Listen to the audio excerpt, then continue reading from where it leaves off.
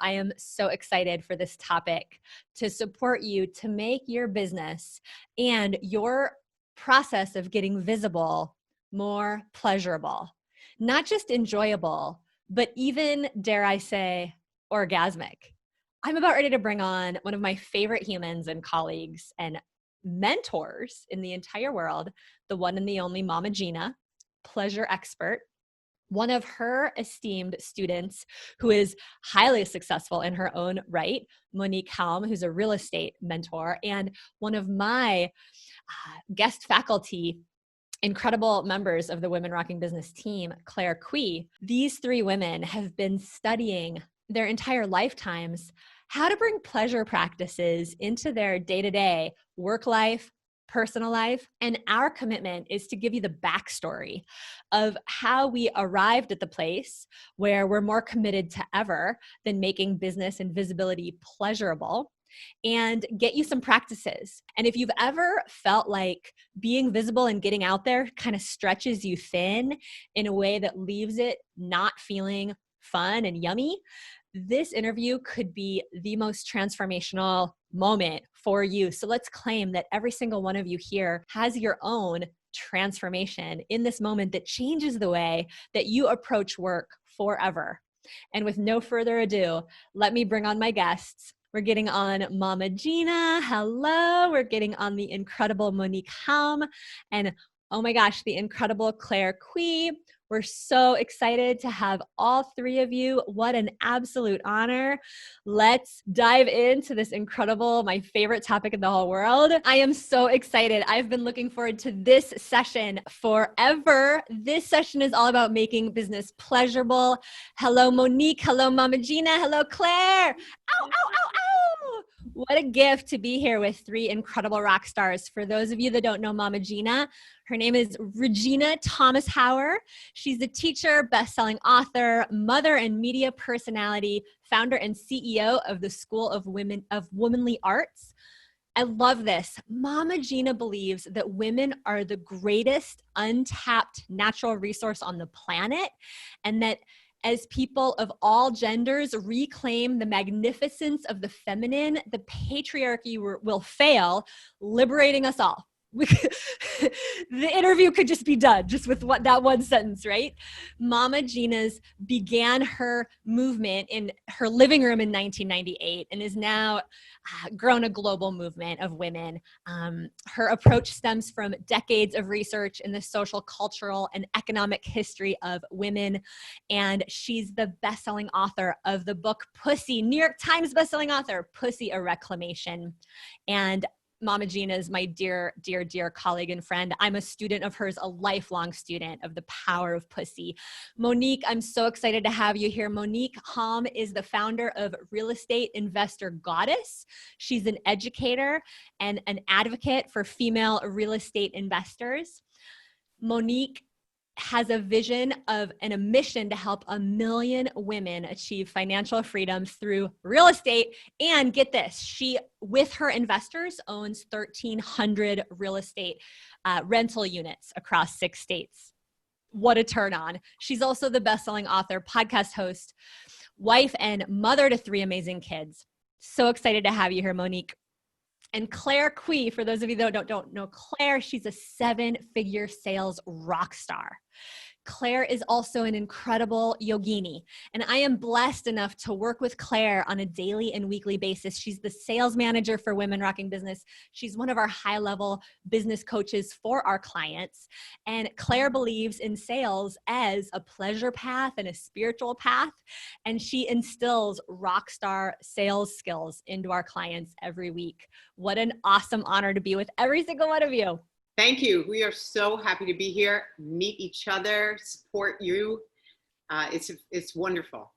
It is so wonderful that women from all over the world are stepping up, speaking out, and ready to continue to change the course of this planet, right? As you guys know, 1,000+ women entrepreneurs are here live today. Thousands more are accessing the recording. And the women who are here, every single one of you watching to this, every single one of you is taking courageous steps to grow your business. get visible online, step up in your leadership. You're starting a business that's an extension of your heart. It's a personal passion. You're not peddling a factory full of widgets. And we all know that being in leadership while life is in session is no joke. I'd love to hear from each one of you a quick story of a time when life was happening, right? The challenges were real. You were starting a business amidst motherhood and, personal transformation. How did you navigate the hard times when the responsibility was on you as an entrepreneur to get out there? And how did you bring yourself back to that yummy turned on place we've been talking about? I can kick. I have a tale of rupture and reclamation. So I started my school when my daughter was born, because I felt such a deep commitment to the girls of today, the women of tomorrow, and what was I doing as a woman, as a mom, to make the world a place where women were loved, honored, and valued. And so I thought, well, I've got to start with women first. So I began to write the material that became the course Mama Gena School of Womanly Arts. Now, like many of you who are on this call, some things come very easily to you in business. For me, the easy part was creating books, creating course content. All of the creative visioning was super simple. Even though it required a lot of time and effort, that was more easeful than the aspect of actually creating a business plan, understanding what a budget is. And so mine is a cautionary tale.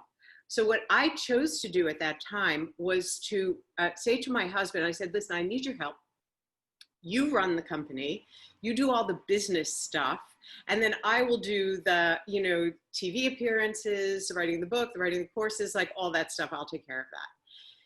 Now, meanwhile, I never fact checked or even asked him if he was skilled enough. I just figured he's a guy, he'll do it.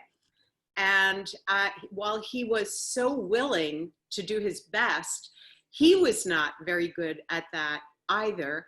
And fast forward to about 5 years into running the company, the IRS came knocking at our door and said that there was a lien on our stuff, our bank accounts, etc., because the taxes hadn't been paid. And so I was just like, oh shit. That was like the wake up call of all time. So anyway, through a series of decisions that I made very, very quickly, I ended up divorcing him, and I made a declaration to myself. And I said, you know what? I don't know how, but I am going to find a way to put this business on its feet and to create a beautiful, successful life, both for myself and for my daughter.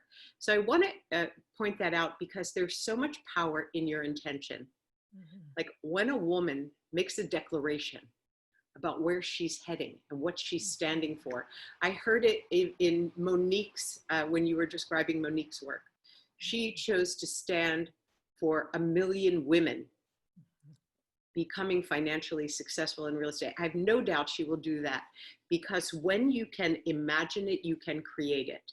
And when you stand for it, there is nothing that can stand in your way. And there is no force on earth more powerful than a single mom.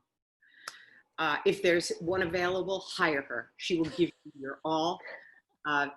So what happened was I then, and sometimes these moments when we fall on our ass, we have to, in my case, there were a couple of girlfriends that loaned me money, and my mom actually mortgaged her apartment because she believed in me so profoundly. So I just want to take the shame away from failure. There's always a way to humbly accept help. And then once again, I was determined to pay each one of these debts back ahead of time. I didn't know how to do it. So I began one of the greatest learning curves of my life, which actually was the secret to my success, because originally I was teaching classes in my small living room.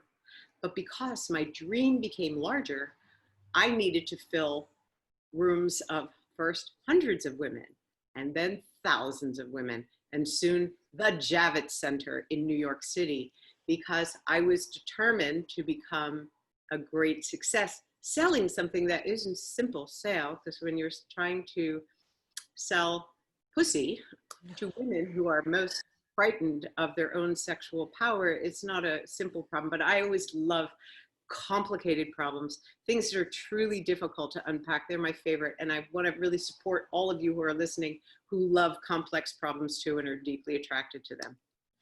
So let's say, beginning with that commitment to myself and with all of those obstacles, that was the secret actually to my success. I would never have created a multi-million-dollar company had I not had that degree of hole to climb out of. So deep appreciation. If any of you find yourself in a deep hole right now, please hear my words. You are powerful. You are filled with creativity, grace. Your life force is huge. And with your commitment and your staying inside pleasurable practices, you will take yourself higher than you could have ever imagined or ever dreamed. That is your pathway. That is your pathway. Amen, a woman. What about you, Monique? Yeah, so there are many times, but I'll talk about the most recent due to this COVID time. So I've been building up this business, and the main revenue driver for my business were live events. You probably can relate, Sage. So I had this live event model that would feed into my program, and I was getting ready to have my April big 3-day event. It was actually, there were two things I had planned for this year. One was traveling around the world with my husband and my daughter. So we started the beginning of the year in Australia, and then we were going to double down on live events. And they say, how do you make God laugh? And I show her your plan. So she's laughing. And so I come back. So we come back from Australia in the beginning of March, like right before everything shuts down. And I was actually going to go to a Tony Robbins event, and they're thinking about him maybe shutting it down. And I'm going, oh, well, he hasn't done that in 42 years. And then he shuts it down. And I look at my husband and I go, you don't think we're going to have to cancel our event, do you? It's a small event, we're going to have 300 people. And then within that week, we're, on the phone with the hotel, and we know what happened. So I was in a complete, oh shit moment. Right. It was like, what do I do? Because this was everything. And my whole business plan was based off of these live events. Yeah. And I was terrified, and I didn't know what to do. And I think, Regina said it so well, you make a declaration. So I, after freaking out and feeling into that fear, and I asked myself a different question. I said, well, what if this could be the best thing that ever happened to me? What if I could touch even more people? Because our hotel room only fit 300. So what if I could touch even more people, have an even bigger impact, make even more money? What if that could happen now? And so I sat with that. And then the idea for this summit came, the virtual summit, where we could talk about ways in which you could take advantage of the opportunities, right? During these recessionary times, that's when there are more opportunities than ever, especially in real estate. Like, things go on sale for real estate. Not everything is a good thing, but there are certain asset classes that are amazing. It's like, what if I could do something, create something that could help people be even more successful in this time, highlight more women. So I brought together 12 women for this summit.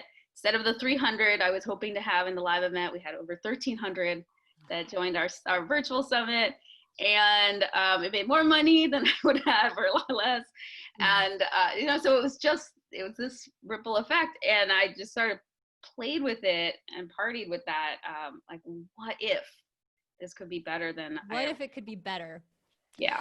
And I love that, because I want to underline that you asked yourself a question. You didn't stay stuck in a conclusion that because your event was getting canceled, everything was going to go to hell. You know, you asked yourself a question, and questions open up the energy.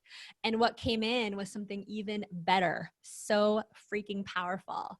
What about you, Claire? What's been a time that you've been walking through the muck and you found your way through with pleasure practices? Oh, yes, absolutely. Talk about the muck. And for sure, the muck for me and the fear, the major contraction was absolutely around the sales process. And sales initially for me, when I first started as an entrepreneur, was really uncomfortable. I had a lot of fear. I was so in my head. I was so worried about the right thing to say, how to navigate so they didn't just hang up on me and I could just go in my closet and cry. It was really a lot of contraction around just sales in general. I was so scared.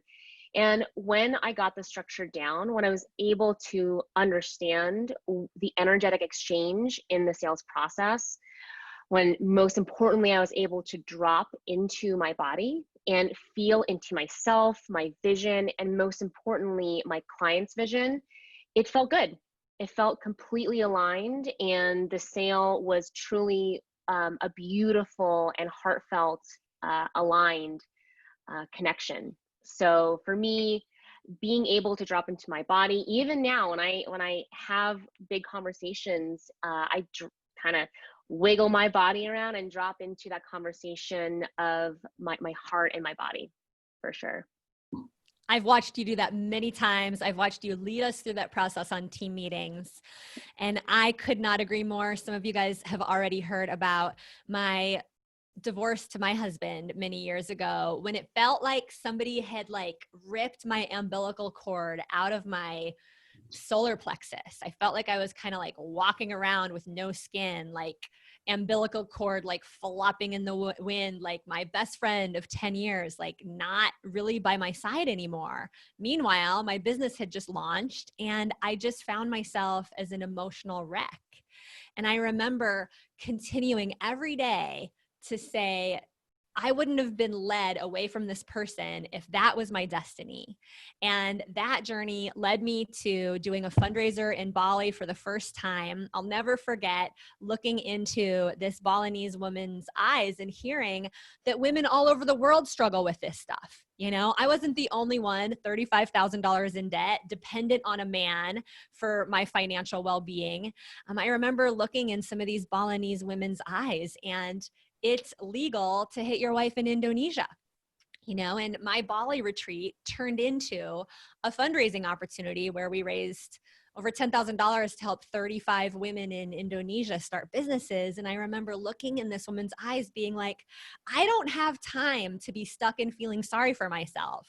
Like there's things to do on the planet, but it didn't come without my journey of then returning home, hosting my first live event, creating my first 7-figure revenue launch, hiring my first 6 or 7 team members. It's like none of that came without feeling it. You know, I remember being on my belly, like blood, sweat, and tears coming out of me. Like I just remember my cheek at one point was like caked with snot just from grieving like that which had come before. And it was years later that I learned from you, Mama Gena, that like it's a perfectly appropriate thing to go into the emotion as a way of then coming out of it. Like rather than spending months in grief, like what if you dive straight into grief? Rather than spending months in frustration, what if you dive straight into frustration as a way out? And so can each of you share a tip and validate the experience of women here who might be saying to themselves, well, I feel weak sometimes. I fall apart sometimes. I'm an emotional wreck sometimes. What gives me the right to be a leader, right? Like, can each of you share your own tip for like validating that experience and moving through it? Yeah, absolutely. I think it's such an important point, Sage. It's my conviction that women are like a piano. We have 88 keys of our emotional range. We have like the most delicate, beautiful, quiet joy. We have the most huge raging outrage. We have rivers of grief that run inside. We have frustration. We have jealousy, ecstasy. We have everything and then some. And normally speaking, a woman is given like middle C to play, you know. How are you? Fine. How you doing? Okay. And we don't honor the whole spectacular range. But I think if you look back over a life well lived, that if you haven't found yourself lying on the bathroom floor with snot and blood and mud of wherever you were, then you really haven't lived well.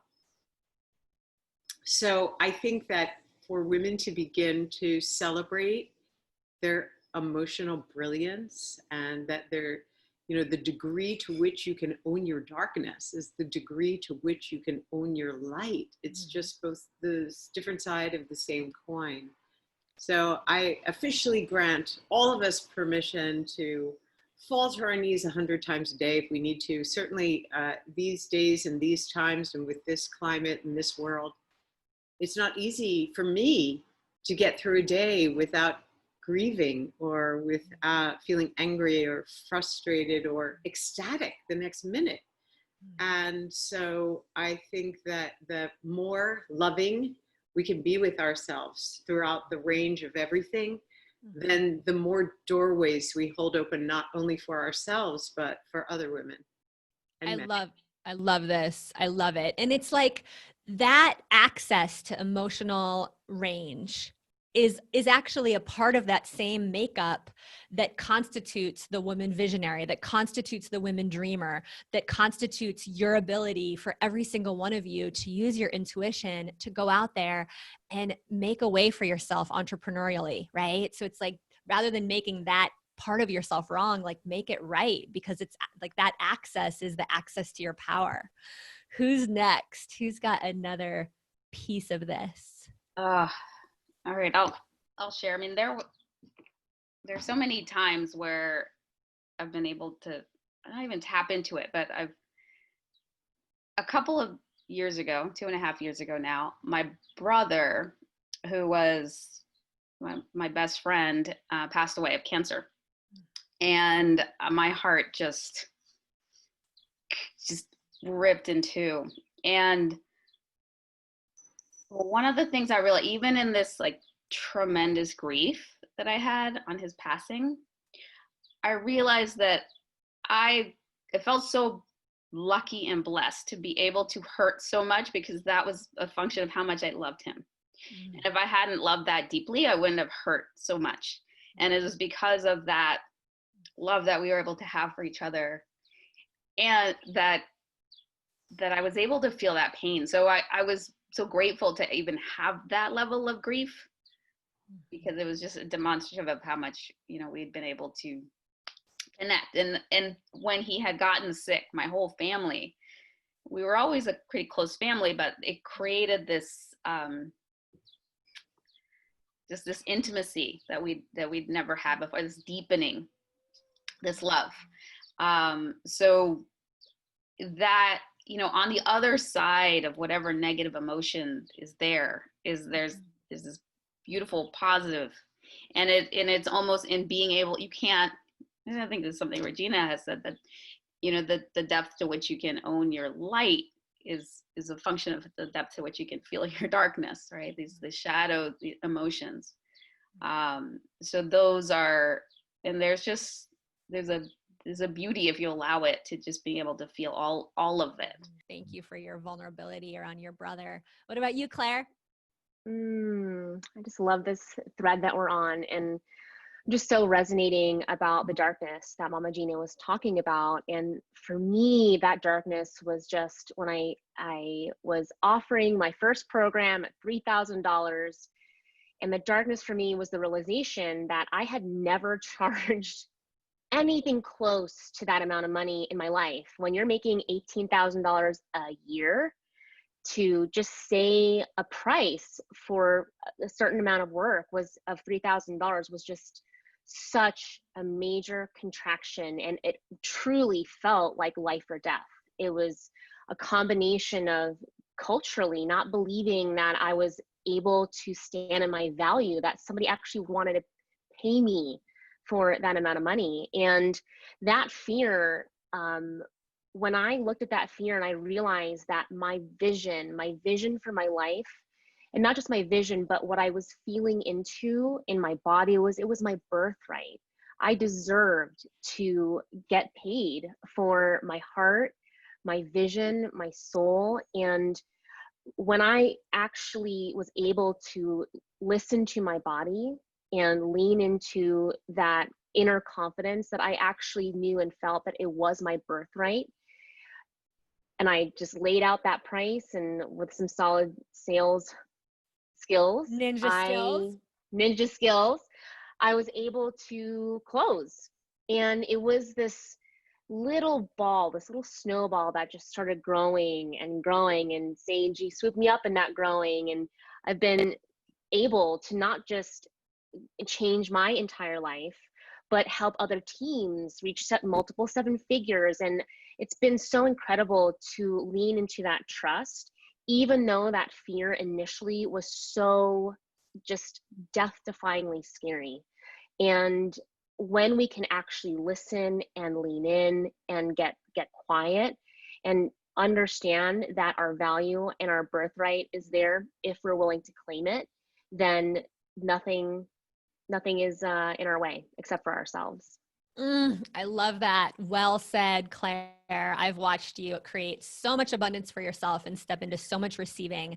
And this is the path, right? Like, to feel the fear and do it anyway, to be on your own Shiro's journey, to use the challenges and the transformations that you've gone through in your life to continue to orient toward the declaration, like Mama Gena said.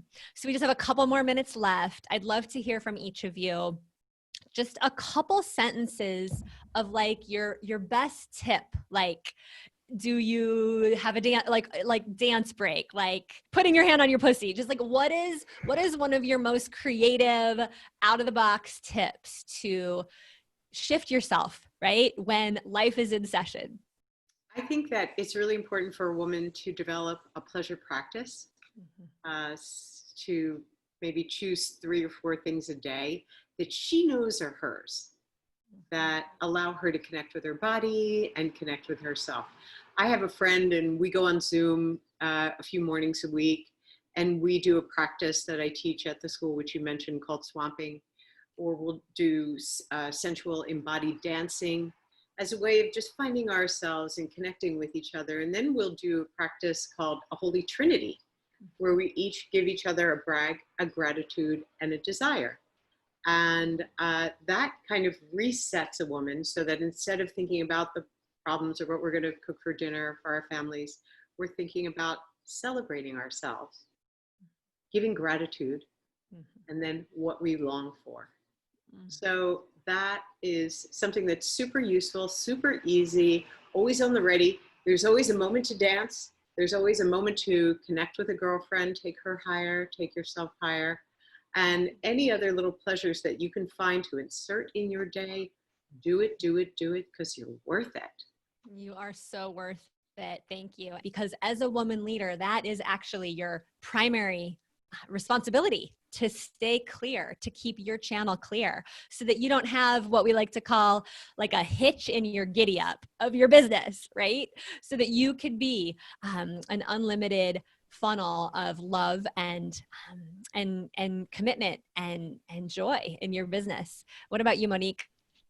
I use, I love the tools that Regina talks about, which I do as well, which I learned from her. But one of the things that I love is using the power of orgasm. So orgasm is such a attractive place, like a law of attraction, right there in this like most attractive spot. So with my husband, you can also do it in self pleasure. Like at the point when I'm in orgasm, we'll just like he'll scream out for me, or I'll scream for him, like what we're creating. So I'll be like $10 million, whatever we decide to do. So we never waste an orgasm. Woo! I love it. 100 new clients, 200 new clients. I think that's homework for later today, ladies. Self-pleasure, get with one you love, get in that orgasmic state. That is a very high state of consciousness, and claim it. Monique, you are a bold freaking warrior for bringing the truth into the orgasmic strategies here. This is what we needed today. Those 1,300 plus units. That was an orgasmic journey. We needed this today. So good. What about you, Claire?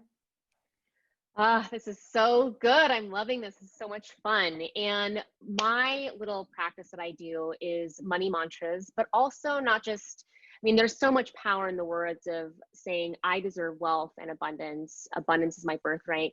But I actually feel on my body, like I just kind of see and feel like, what is it going to feel like to have that wealth and abundance on my body? And sometimes it feels like a warm Hawaiian beach, or sometimes it feels like ooey gooey caramel all over my body. So as I say my money mantras, I actually really tap into the feeling so that I can activate and summon that money or that wealth or abundance towards me. And I've also noticed too, when, for example, Sage, with women that are struggling with visibility, I mean, having a money mantra and having support in that is just like having your body supported with a feeling is so important to get visible, to make more money, and get the clients that you deserve. I love it. I love it. Rub yourself down with $100 bills, have an orgasm and proclaim that which you want, and have these pleasure practices that Mama Gena is speaking to. What a juicy interview. I've been looking forward to this all week. So honored to be here with such pleasure-oriented, incredible rock star women. We are about ready to go into our next session, but before we do, I just want to say thank you, Mama Gena. Thank you, Monique. Thank you so much, Claire. And last parting words you want to leave this incredible audience of women entrepreneurs with? You are amazing. You're gorgeous. You're powerful. You deserve it. We love and support you. Go for it. Yes. And the world needs you to share your gifts. So this is part, like you have this desire because you're being called forth, and we need what you've got. So just continue on. Gorgeous. I'll piggyback off of that. The world definitely needs you. And if you want to be visible, if you are ready to receive the clients, the money, the business that's really been waiting for you, I am just so honored to be with Sage. And if you have an opportunity to get visible, then there's no other leader, I say this with complete confidence, that Sage is amazing. Thank you, Claire. Thank you, Monique. Thank you, Mama Gena. And thank you all so much for being here. Mwah. Thank you, Sage. Thank you, Mama Gena. Thank you, Monique. Mwah. Thank you so much, Mama Gena, Claire, Monique. That was a transformation. When I claim publicly, here's my new practice, I'm going to be using my orgasms. Thanks to Monique, I'm going to be using my orgasms a lot more productively moving forward. So what is your takeaway? Claiming it publicly, visibly, makes a difference in your ability to really embody that moving forward, right? When we practice getting visible here, it's easier to get visible everywhere because we lose the intensity around any one of our sort of visibility moments. So what's your biggest takeaway? Thank you for standing for your own pleasure. Thank you for that, because just like Mama Gena, I believe that a juiced up, turned on woman is like the largest source of transformation and energy on the planet, because we're all in this journey of changing the world as women leaders together. We love you. Thank you so much for being the very best part of the Women Rocking Business community. Mwah.